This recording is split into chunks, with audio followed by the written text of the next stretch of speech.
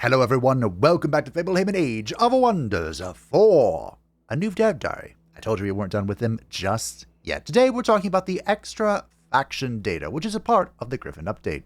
This video we broke it into two parts. This first part is all about the dev diary, and the next part is about yesterday's dev stream, which I didn't expect I'd have much to talk about, but I actually have quite a lot. So let's hop into it. Hello everyone, my name is Tom, and I am the game director of Age of Wonders 4. Oh, Mr. Bird himself wrote this. Today, I'm going to write about a new free feature coming in the Griffin update that releases at the same time as Archon Prophecy, Extra Faction Data. When we first designed the faction creation system, the idea was that you would design a ruler and their followers at the start of their journey. After all, the game itself is existed to tell the rest of their story. This is fine if you're controlling your faction, but what if the AI is controlling it? The AI would not understand your fantasy and would not respect your goals, leading to results that could be jarring and unsatisfying, or absolutely hilarious when it comes to peacekeeping Grimgore Ironhide. But yes, this is true. To fix this, we have extended the faction editor so that you can fill in much more information, both to inform the AI how to control your character, but also to smooth out how you play the character as well. It all starts on the last page of faction creation, where you can name your ruler and give your faction a biography. Clicking on Advanced Settings brings us to a new screen where we can flesh out the story of our faction even further, as well as letting us set up the AI personality, which hasn't been changed as far as I'm aware. Ah, halflings, the dreaded creatures. Our first stop is the city name screen, where we can supply a list of names for our faction to use. Look at that. Sol Baris, Sol Crea, Sol Dantes, Sol Erlar, Sol Fresca. I wonder what this is referencing. I can enter up to 15 names. I don't think I've ever seen a faction with 15 cities. And any new cities the faction builds, either by myself or the AI, will pick from this list in order from top to bottom. This means you can guarantee that the important city names are picked first, as well as providing some backup names to use once those have all been picked. And yes, it goes in order, so if you are paying attention and remember what you've written, you can sometimes keep track of just how much the AI has expanded if you're scouting them from the excerpt of their empire. Heroes is next on the list. As before, I have a list of heroes I can create. These heroes will appear in order in the recruitment screen, 3 at a time. These heroes... Oh, I said yes, because 3 show up. Before showing you the RNG heroes, the system automatically generates for you. So this is kind of taking over the slots purposes of the unaffiliated heroes. When editing a hero, you have control over how they both look and operate, letting you choose their class, loadout, ambition, and governor type. The only limitation is that heroes are limited to using the default loadouts for the culture. They cannot use special equipment unlocked from the Pantheon. I want to say that without mods, they're also locked to your culture, because these are all technically champions. In the baseline game, champions can only be part of your culture, but I'm assuming the mod unlocker that lets champions be any type of form would also affect these heroes you create here. I'm not sure, don't quote me on that, but I'm sure someone will crack the code. There's also a biography area, so you can add a narrative that ties the hero into the faction story. Warzag, the Great Green Prophet. The Great Great Prophet. That's all you need to know. Alright, fair enough. The final screen of the system is the AI tome path. Unlike the other screens, this has no impact if you play as the faction. It only controls how the AI works with the faction. In this screen, you can control which tomes the AI will pick and in which order. The system tracks your affinity as you go to ensure you can only pick tomes that you have unlocked. Fun fact, this feature is in the Age of Wonders 4 database, and I've used it in every playthrough since I found that website. Try and figure out what I'm going to do. I can do it here. You can specify as many tomes as you wish. Once the AI reaches the end of your list, it will fall back onto its normal behavior, where it picks tomes based on the faction's personality type. Finally, if you're playing on PC, we have been working on a way for you to export your rulers into the modding tool so you can share them with the community, either as standalone rulers or as part of a story realm you create. We'll update our modding guide with instructions when this update is released. Someone's actually asked me to do this with a few of my, customized characters, so I'll be able to do this if I can figure out how the toolkit works. I opened it once, and that was very recently to see if I could figure out how to put a mole head on a dragon lord. And the short answer is yes, I can. The long answer is, I don't know if I can be bothered. We'll see what happens. Extra faction data will be released as part of the Griffin update on August 12th, along with Archon Prophecy, our 7th DLC release. We hope to see you then. Oh, I'll be there. Don't you worry. Well, that was a rather straightforward and short dev diary, but quite important. This is something I've been wanting a long time because we could really use this and the other difficulty features, which they didn't go over here, to create our own scenario. We can make a full-blown Mordred, King Mordred, or I was thinking the Lady of the Lake, maybe, the Enchantress. Whatever you want, basically. You can make your own scenario where you're up against a grand ruler of a realm, and you can control everything about them. I think it's going to be a lot of fun. Also, I'm going to spend so long. I already spent an incredible amount of time in character creation. Now I'm going to spend even more time. But that's okay. Oh, look, a kata. That's all right. All right, so now it's time for the second part of this stream, or this video. That went by fast. Whoopsie doodles. You're not supposed to see all of that. You're supposed to see this. Huzzah. So, the dev stream. This was the first one, right? Yes, because we were talking about chariots. This is the new mount that is available. Not all baseline mounts are in chariots, but a good number of them are. Maybe someone can mod more in. But one of the great things about chariots, they don't really do much for you, but they do make any model using them a single entity. So they can ignore casualties, basically. Yeah, reduces members of this unit to 1, granting immunity to casualties. That is so incredibly powerful. This probably has to be nerfed in some way. But we'll see, you know? We'll see. We shall see. They were able to, at the start of the stream, basically, they were able to construct the first stage of the monument. They have their foundation down. Look at that. And it is dedicated to the astral affinity. I believe, although your dominant affinity changed, I believe the dedication of the monuments does not. And I want to say the way this works, it sounds a little complicated in my head, but I want to say the way this works is the dedication is providing you 1 affinity to your empire. The affinity... What's it called? The affinity improvement for the architects will change to your dominant. I think that's how this works. Here's the second level of the monument. They were able to start crafting this. I don't believe they completed this in this stream. But because this is dedicated to Astral at the beginning, he does click on this and then click on this, and he goes up to the second level, granting +2 Astral Incarnate. It's Affinity Incarnate. +20 city stability, +2 Astral Affinity, and counts as conduit. So I think that this Astral Affinity will remain, but if Order takes over, this 2 Astral Incarnate will become 2 Order Incarnate. I think. It's a little wibbly wobbly. They were talking about the Battle Saint here, and they're basically saying that they didn't take any pre-existing talents and lock them behind a DLC. Because someone had that comment or complaint or whatever.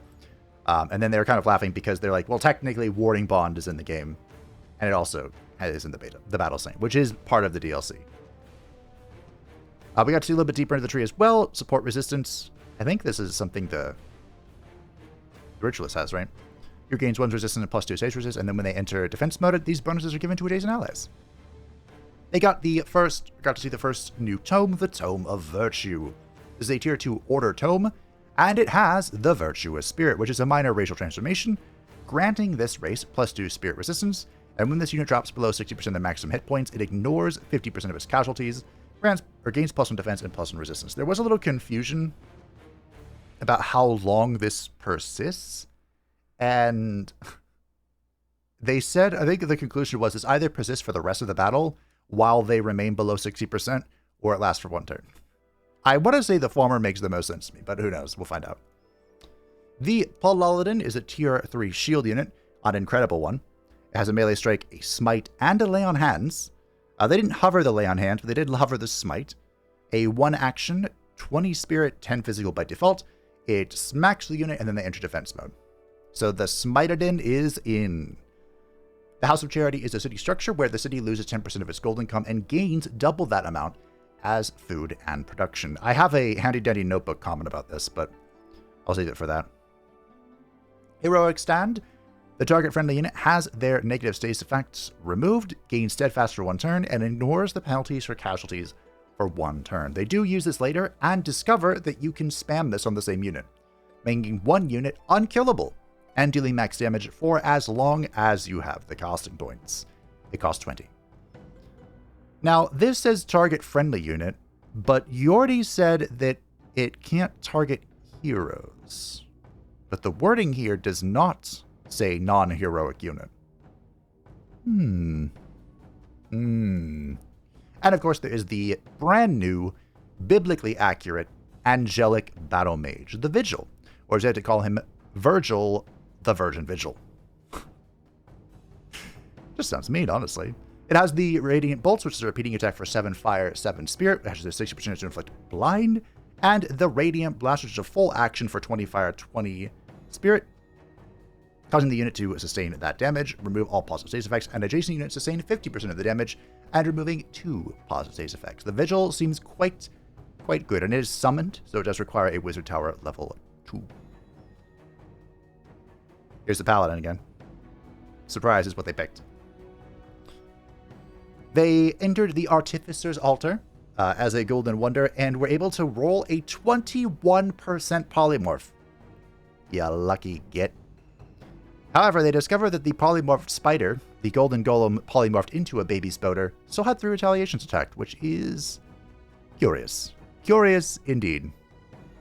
This blinding flash of light is the Warrior's Fervor is currently bugged, and using the Revenant color scheme instead of the Radiant color scheme. Huzzah. Further down the Battle Saint tree in the middle, we have Spiritual Guidance. This and adjacent friendly units gain 50% morale resistance, so resistance to losing morale. There's the Weakening Aura as well at the end of the turn, inflict weaken to adjacent enemies. Further down, we get to the Exclusionary Talents. Support resistance 3, the hero gains +2 resistance, +3 stage resistance, and when this unit enters defense mode, these bonuses are given to adjacent allies. Honestly, I don't know if this is worth being down here, because this thing to the right is Defensive Master! Always end your turn in defense mode, which is of course +2 defense and +2 resistance, and Zone of Control stuff. Yeah. I think that this might just be the auto pick if you're anything but a support Battle Saint. Down at the bottom here, we have Smite. Now, this is not the same as the Paladin Smite, which is just a 1 AP smack. This is a free action. Melee attack, lose all stacks of fervor. Target enemy unit suffers 10 spirit damage per stack of fervor consumed and does not generate fervor. So if you're at 5 stacks, which is the cap, this is a 50 spirit free attack. Not too shabby. We have, I think we saw some of these in the last video, but I just picked them up anyway. Inner Grace, at the start of the turn, the unit gains Grace if it didn't already have it. The Herald of Portents, this adjacent friendly units gain 10% critical hit chance. I didn't remember there being a little red thing next to critical hit, but there is now on like pretty much all UI elements. Condemnation, a free action, melee range. Target enemy unit has a base 90% chance of suffering condemned until the end of battle, and a base 90% chance of suffering 2 weakened for 3 turns. Back up near the top, there's Purifying Fervor. Again, I think we saw this, but I just grabbed it. Warrior's Fervor dispels 1 negative status effect per stack of fervor consumed. There's Inner Grace again. Ignore that. Back on the left side, they got a brand new friend, Lorinia the Artist, and she is going Cleric. So this is the left supporty side. The Cleric's Fervor, caster loses all stacks of fervor, and the unit gains 10 temporary hit points per stack of fervor consumed. It itself does not generate fervor, but on a 1-turn cooldown. And they also noticed that the icon for Cleric up here is different from the icon for Cleric in the hero unit thing. So that's going to be fixed. I'm sure they'll get on it. Rallying Fervor, down from the Cleric's Fervor, is a passive where Cleric's Fervor grants +1 rally per stack of fervor consumed. That is plus morale per turn. Bless is a free action +1 fortune. This is not the same as the actual Bless. Or the Chaplain's Bless, I should say. Okay. Then way down here, there's Cleanse. The target friendly unit has all negative status effects removed and gains 3 status effects resistance for 3 turns, so that's pretty neat. No healing or anything, though. Up above that is Revive. This is a full action. Target friendly corpse is revived with 60% of its max HP. There is the Fervorous Disciple, where there was some discussion about where this is or where it should be or shouldn't be. Supports abilities grant +1 fervor, and entering defense mode grants +3 fervor. So this could be moved around in the future. Honestly, I feel like a lot of this is kind of just okay. I think this side is so much better. But yeah, we'll just have to play around with it and see how it all pans out. Here is the Tier 3 Architect unit, the Architect. It has a single target ability. Sorry, I didn't get a screenshot of this. It does a respectable amount of damage, 22, but also inflicts thunder defense and resistance, I think. But their main shtick here is the Affinity Tesseract, which is a full action. They summon a little turret thingy-majiggy. It lasts for 3 turns, and it has 45 hit points, and it does, I believe this is a repeating lightning bolt thing. Of course, this is based on your dominant affinity as well. And they also have the Incarnate Restoration, which I hope I got a picture of. I did. This is their support skill, because they are classified as a support. It is a 1 AP. Target friendly unit heals 20 temporary hit points. Additionally, for each stack affinity incarnate the target has, not this person, the target, which should be the same. It heals 10 temporary hit points and gains +1 regeneration. So I guess this would be less effective on like a mythic unit, right? Huh, that's interesting. Yeah, this can heal for an astronomical amount. Because remember, the Affinity Incarnate can scale indefinitely. If you have the Wonderstone. Here's the Paladin in effect. Is Lightning Blade still... Oh yeah, bonus damage against Electrified. That's right. There's the Smite. Again, they didn't hover the Lay on Hands, or I missed it. Not sure which. I don't think this is a new event, the Infernal Invaders. I think this came with Ways of War. But they got an Order event to deal with an Arcane Trickster. They almost took the Accursed Trickster, but they didn't. They also got super lucky and rolled the Toll of Seasons, which is hilarious. You can see Yordi's immense enjoyment in this. But this particular headpiece, they thought they removed the Giant King runes from the random item pool. But apparently they did not. We'll see. Someone pointed out, the Blessed Soul, this isn't a great picture of it, but the Blessed Soul apparently has the same shield as the Guardian, which is odd. Since this was in the game since launch. Not sure if it was changed or whatnot. Could have been. This is showcasing the Monument Foundation in their second city. So because they already built the first monument, this one has a 50% cost increase. You can see that it takes 300 Wonderstone now instead of 200, and 375 production instead of whatever it was before. There is some level of fuckery, Thomas called it directly, that you can do with the monuments. Because once a monument stage is created, it will increase the cost of all further of that stage. So you could technically build up a city's monument and then release it as a vassal, and then it will reset for you. And then you build it up somewhere else, you can release that, and you go back to the baseline thing. But then, of course, you can reintegrate them later to all of a sudden just absorb all of this Affinity Incarnate bonus. It's a lot of steps, and it will ultimately require a lot of Imperium and turns and monitoring that they're not really worried about players doing it, because if you want to do that, if you want to go that far, good on you. One of those things. We have a lovely image. Oh, right. So the monument counts as a conduit, but at the moment, for some particular reason, it has its own thing here. You can see Yordi is immensely amused, because apparently Thomas was supposed to fix this. But, yeah. It has its own image. I don't know why I thought that was screenshot worthy, but hey, here we are. I grabbed everything I could. Speaking of, the short spear is in the one-handed section.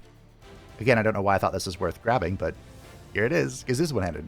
Not in the polearm section with all the other spears, because it's technically not a polearm, even though it looks like a polearm. And again, this is just to showcase that all of the critical hit chance stuff seems to have this red icon now next to it, to indicate that it is in fact critical hit chance. This one was a weird one. So the Shademaker killed this thing in front of their hero, but the projectiles went off that way. I don't believe they did any damage, but once they hit it, this guy started running, so I'm not sure. Even they had a double take with like, what just happened? Couldn't tell you. Could not tell you. They're taking a look at their Elementalist champion, the artist formerly known as Mage.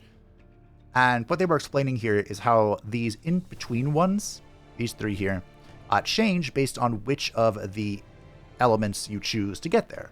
So because they chose Storm, the chaining evocation is lightning damage, but if they chose Flame, this would actually be fire damage. And it wouldn't be a cascade, it would still remain a chaining ability, supposedly. That's what Thomas said. Just with fire instead of lightning. And then this blast evocation would deal AoE damage based on whether you pick flame or water. Or is that earth? That's earth. Flame or earth. Yeah, the discipline of earth, that's what that is. The frosted evocation is, of course, only dedicated to frost, and this has the new, I shouldn't call it weird, it's new, slows the enemy, but if the enemy is already slowed, it now freezes them. Which sounds like a lot of extra steps, but could be good. You need the discipline of frost for that. Then the focus evocation is a single target ability that does a lot of damage and stuns them. They're showing the earth variant, but if you had selected frost, it would be a frost ability. Probably freeze then instead of sun, but we'll see. They also showed the Apex talent for the Battle Saint. I mean, this is mutually exclusive with Smite, but it is Immortal Saint. One turn after this unit dies, it comes back to life with 40% hit points, and it gains +5 fervor. I feel like that's probably the safest bet, honestly. It is mutually exclusive with the other two. Maybe this is the safe one. And you get there either through... All three of these can be led to Immortal Saint. This is an image. Oh. Down here, you may notice that Thomas is staring at Yordi. This is the description of the stream. Yordi was talking, and Thomas was judging him. I just thought that was funny. Here's an example of the new multi-select, the shift select, or whatever you want to call it. You can see the heroes that have been multiply selected. You can see their movement points and their army power level. You can also see here that your main person will go to this lighter triangle, and then the secondary person will go to this darker triangle. They'll stay as close as they can, and of course, you don't really want to do this with armies that are very far apart. It will work, but the AI might have a little bit of a headache. Try to figure it out. That was the first time they used it, and I totally forgot that was even a feature. This is the new Golden Wonder. Oh, excuse me, this is a Silver Wonder. The Oracle's Oculus. I wonder, there is a new Golden Wonder, right? Maybe. It gives +10 knowledge, +10 mana. Counts as a research post. The city gains the ability to convert production into knowledge in the structure queue. Oh. This is now the second way you can do this. It adds the lesser... Wait, this isn't going to break my mod, is it? I need to turn that off. Adds the Lesser Light Spirit and the Light Spirit into the Rally of Lieges. That's pretty cool. I have a mod that lets you do this baseline, following the formula from Age of Wonders 3. Because in Age of Wonders 3, you could turn your production into anything. Making money, making mana, making research, you get the point. So I just followed that. But I might have to turn that off, we'll see. They briefly showed the Tome of Prophecies because someone asked if it was Tier 3. It is, in fact, a Tier 3 tome that is Order Astral. And the only thing they hovered is the Temple of the Prophet, which is an SPI you get with this tome. You don't have to research or anything. It's +15 mana, +5 knowledge per adjacent conduit, and counts as a conduit. This would be an exceptional thing for a mage's guild city, if you can plan building stuff. Not always my strength. As you can see, they rolled the Toll of Winter. They have my sympathies. They're looking again at their Elementalist, and they showed a little bit of the midline stuff. Early mid stuff. The Sundering Magic makes attacks gain a 90% of inflicting +1 standard resistance for... +1, huh?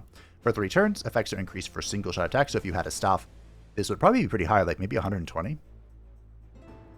That leads into Elemental Echo, where magic attacks and abilities inflict +1 electrified burning or sundered defense against targets already affected by the status effect. This includes status effects inflicted by this same attack. This includes... Okay. Effects are increased for single shots, so I'm assuming it'd be +2 for staves. The Elemental Gateway. I still don't know what this AP thing means. Does this mean you need 1 AP to use it and it leaves you with 1 AP? Anyway, it always hits for range 21 lightning because they are lightning. Deals damage to adjacent enemy units. The unit then teleports to target hex. Damage type is based on the chosen discipline. So this is basically what the fire elemental has, the fire spirit, currently. The magma spirit, excuse me. Raiding party has been changed and nerfed. When the walls are breached, gain 50 gold per tier of the besieged city. This was previously 75, and it now counts as an evil action, giving you -5 alignment. It is no longer just free money. It's still pretty good money, though. Then at the grand finale, the last thing they did was they showcased the Griffins. These are new Tier 2 wildlife units. I'm not sure how to get them. I'm assuming you can just summon animal them, right? That'd be my guess. The basic Griffin is a shock unit that's low maintenance. It has the flyby melee charge. So the way this works is it's a charge strike that moves this unit 2 hexes forward, gains 20% damage per hex traveled up to 3 hexes, cancels defense mode, removes retaliation, and has a 90% chance to inflict bleeding. So it basically moves through the target. It would probably turn around, right? It would move through the target and then turn to face it, I would imagine. Otherwise, it'd just be vulnerable to being flanked immediately. Kind of squishy with 70 HP and 2 defense and 3 resists at tier 2. This is of course like level 0, but okay. And then there is the Celestial Griffin. This is a skirmisher. 7 HP, 2 defense, 2 resistance, so it is slightly less tanky than the shock unit one, which makes sense. As a skirmisher, it has the ranged attack, where it throws a projectile at target unit, inflicting sundered resistance, 10 physical, 10 spirit. And then its melee attack, which I have a better image of, is repeating 10 physical, 4 spirits, and it has a 60% of inflicting sundered resistance, and it combos on the third hit, it moves back 4 hexes. So this whole idea is that if it does get caught up in range or in melee for whatever reason, it can combo its way out of it to safety. -4 hexes is actually insane. And it's moved back, it's not displaced. So it'll probably be less annoying than displacement. And that was all the pictures that I have. However, the handy dandy notebook is very full.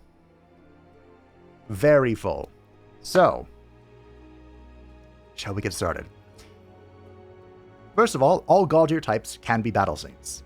So this means your champions, Wizard Kings, Eldritch Sovereigns, Dragon Lords, and Giant Kings can all be the new Battle Saint class. For the Eldritch Sovereigns, they still have their relic weapons, so they didn't get any new melee weapons. But Thomas did point out that even the melee side of the class doesn't have a strict melee weapon requirements. So even if you are a Battle Saint, an Eldritch Sovereign Battle Saint that's gone Paladin-y, you can still use most of their abilities. They briefly talked about the Dark Culture, and when it came to discussion of subcultures, Thomas said he wasn't going to leak anything. Does that mean a rework is incoming? I don't know. If you do want to watch the VOD, which is of course linked in the description for your viewing pleasure, there's no game audio until about 15 minutes in. They had technical issues. Welcome to being a streamer. And then they mentioned topics that gave Yordi a headache. Yordi, of course, is QA. It does say their quality assurance boogeyman. Accurate. So I guess these are just comments that players have made repeatedly. Forms are just skins and not actual races, is a comment they see a lot. That has to do with the modularity of the game. I'll reference that again later. Enchantment stacking. Movement being too fast, which I think is not the case until you get the advanced logistics, then it becomes pretty quickly. DLCs are overpriced, which I think you're going to get that no matter what you price them as. And when are you getting Eric Rex? I have no idea what this is referencing, but the answer was that it's not entirely to Triumph. It probably is related to marketing/paradox. And that it would be whenever they find it's appropriate. Again, I don't know what that's talking about. There's an Eric Rex book series, but I don't think that would have any tie into this. The Tier 4 monument can be used as a golden wonder for magical victory, but it does not increase the amount of wonders that you need for magical victory. So it sounds like the architects are going to be very good at securing magic victories, because on small maps you only need 2, and 2 monuments is probably nothing, in the grand scheme of things. When creating the mouse didn't take that. So going back to the forms are just skins. Someone commented that the game's sexual dimorphism is boring. You need the difference between a male and a female. And they said, yes, it is. And it's the unfortunate result of the game's modularity, where everything kind of has to work with everything, all the enchantments, all the transformations, whatever. The animations rigging, it has to be very similar. If you're interested in sexual dimorphism, they said to go play Planetfall, because there's a lot more of it, which is absolutely true. Big true. Heroes are affected by the Architect's Affinity Incarnate. There's just no UI indicator until you get Affinity Incarnate, which makes sense, I guess. Originally it was that way for the Architect units as well, but they added one just to make sure you would know that, hey, this unit is going to get Affinity once you have it. The percentage-based income stuff, like that we saw in the Tome of Virtue, does not stack. They are calculated when you press end turn on the turn that percentage income goes into effect. So that's 10% reduction in gold for food and production. When you build that building and you press end turn, the game will calculate your new income values. And then if you were to apply another percentage increase on it, like the 10% of food is converted into mana from that nature thing, it will just take the new current value. And that should be a pretty good combo now that I think about it. Huh. Good to know. I didn't think about that until just now. So Yordi had a long spiel on technical depth. And basically that just means how deep the game's engine and how future-proof it is. So, what did I write here? The short answer is that the health of the project is very good. I was very happy to hear that because that means they can make more and more exciting things for longer. The slightly longer answer is that the engine itself is actually kind of old, and certain systems, city structures is what Thomas chimed in, are even from Age of Wonders 3, which originally released in 2014. 11 years ago. I didn't need to feel that old. That said, a lot of tools have improved since the release of the game, and the list of back-end bugs has been reduced from about 735 to roughly 235, which Yordi said was actually good for a media project of this size. And it sounds like Yordi is very optimistic about the game continuing for some time. They even joke about that later. Developers are aware of out-of-sync issues and are constantly fixing them in multiplayer. I've joked reading patch notes that every patch notes will have an out-of-sync fix of some kind. Some of them are very peculiar. They gave an example where links, like Warding Bond, were using localized text. So if players in a multiplayer game were using different languages, it would always cause a desync because in some languages the words are longer than others, and each language has their own character limit for certain things. So if a Warding Bond in one language went over the character text limit for it in another language, there'd be an instant desync of the multiplayer session. The Blessed Terrain is coming in the new patch, and it only shows up in custom handcrafted regions. And that was an answer to a question where, are there new handcrafted regions? The answer is yes, and you will only see Blessed Terrain in those new custom handcrafted regions for Archon Prophecy. Someone asked if they would make a behind-the-scenes, haha, there's some funny bugs video that's happened through development. And Yordi said that there's a database of roughly 17,000 bugs, but they don't have, videos and screenshots of all of them. And a lot of the ones they do have are very similar things, where, the models of units, imploded, basically. So, they said they probably wouldn't do that. The Vision of Ruin says that your people see themselves becoming, or you see your people becoming Deathbringers. This, however, does not mean there are actual Deathbringers. Deathbringers were a very powerful endgame unit from Age of Wonders 3, one of the GOATs, and unfortunately they are not in the game. Thomas didn't even realize that when he was writing what that meant. The AI, on the note of visions, the AI does not handle the visions particularly well. They can probably complete the easiest one consistently because it's very simple. It's just kind of grab this domain, I think.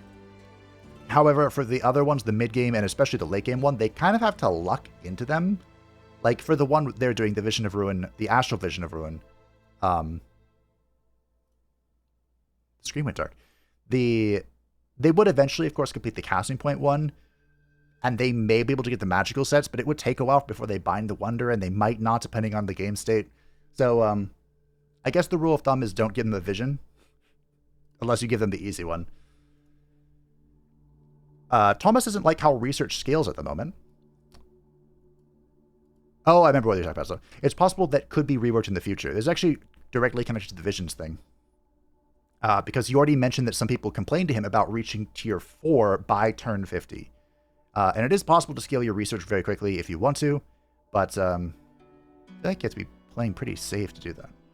But anyway, they're talking about that because Yordi said maybe someone would complete the astral vision of Ruin by turn 50, which of course requires binding a Golden Wonder and having 2 complete magic sets. So we'll see.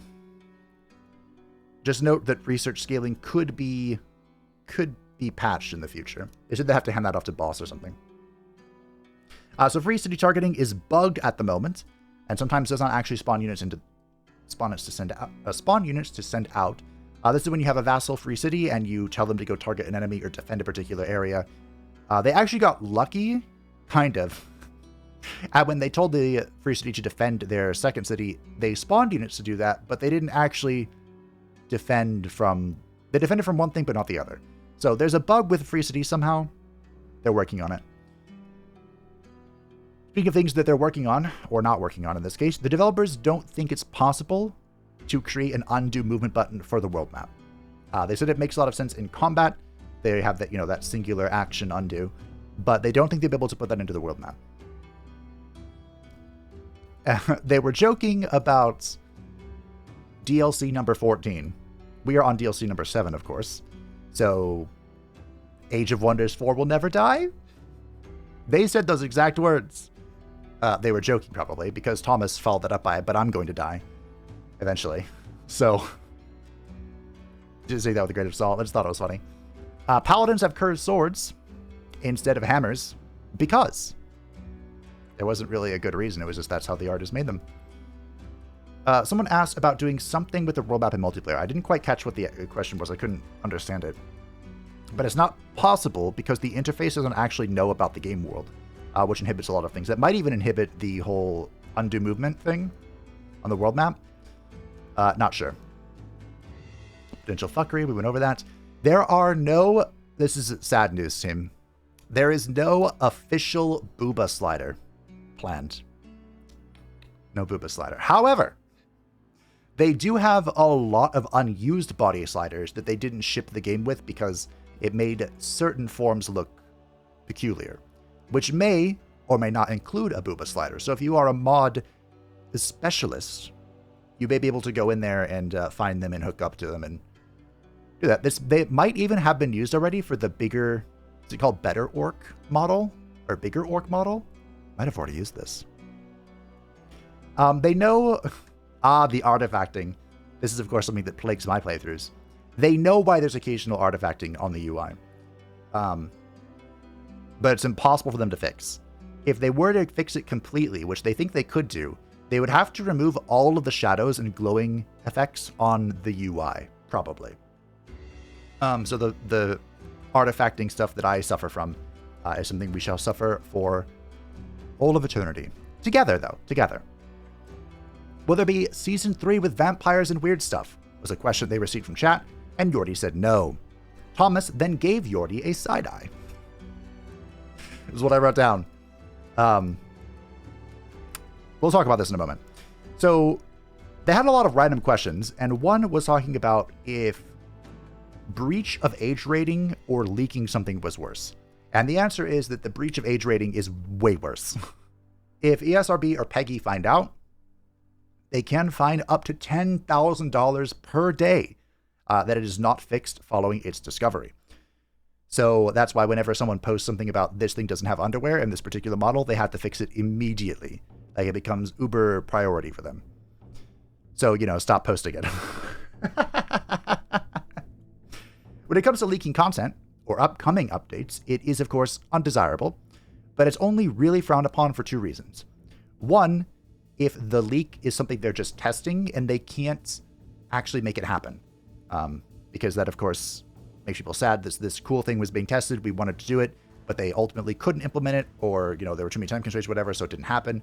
We're disappointed. And the other reason, which is currently ongoing with the Season 3 vampire situation, is that it sets up unrealistic expectations and or creative restrictions for the team. So right now, of course, there is the rumor, because the game director talked about wanting to do a chaos-oriented Season 3 with vampires. That's what he wants to do, But that doesn't mean that's what the team will end up doing. And so they're kind of cracking down on leaks. They don't want this situation to come up again, which I completely understand. I, of course, hope we get a Chaos-focused Season 3 with vampires. I would love that, but, you know, I understand. F in chat for Avoxel. He had to slay his self-insert dragon. And they talked about how self-censoring content creators, like, they use the word unaliving to self-censor themselves. It is indeed a cringe travesty. I hate that word so much. Patch 1.1, the first patch following a release, it usually goes live the Thursday after release, so usually 2 days or so. Speaking of leaks, the developers actually got a cease and desist, which is hilarious. Probably had to have come from Paradox, right? Not sure.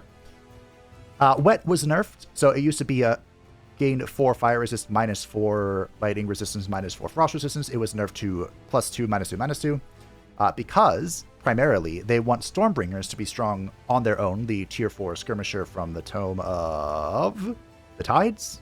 Tidal Depths? Whatever. They want them to be strong on their own and not powerful because of the synergies from Wet and Lightning Resistance stacking. Lightning Resistance Reduction stacking. So that's why they nerfed it. They mentioned that English is a cursed language, which is 100% true, but also a little blasphemous coming from the Dutch. Just a little bit. Just kidding. Love to friends across the sea. The Watcher has new attack animations. We didn't get to fight a Watcher, but they do have new attack animations.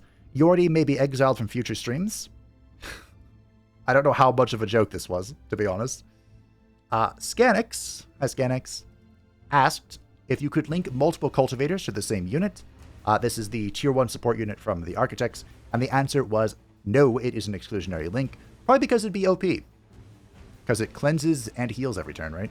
And adds an affinity thingy-majiggy. Yeah, it'd be very strong. And then you can chain Heroic Stand to make it an unkillable unit as long as you have casting points. The handy-dandy notebook is complete, my friends. This was a crazy stream. I kind of recommend watching it yourself if you are interested at all. There's a lot of fun and chaotic, which is, of course, the best of all things. But, my friends, thank you all for watching. I hope. Look at my beautiful background. Wait, can you see that? When I do that? No. It's just a mountain. So, anyway, thank you all for watching. I hope that you enjoyed. Of course, you can find both the Dev Diary and the Dev Stream in the link below, or in the description below. You like to read or watch them for yourself. Sorry I was so late. I had a little bit of a medical emergency, but things are hopefully okay. And moving ever onward. The next stream on the 7th? 8th. 7th. On August 7th will be the final dev stream before release on August 12th. They will most likely do a stream on release or like the day after release just to show off the stuff. But of course, our series will begin then. I will be setting up the poll probably on the 5th. I have some great ideas, and you better be ready to vote for 2 different options of Gaius Julius Bento. I want to play him. I will play him. Mark my words. Thanks for watching, everyone. I hope that you enjoyed. Thank you to patrons and the Gentleman Sports channel. I greatly appreciate you. If you'd like to say up and channel, feel free to join the description down below. And I will see you next time. Next week.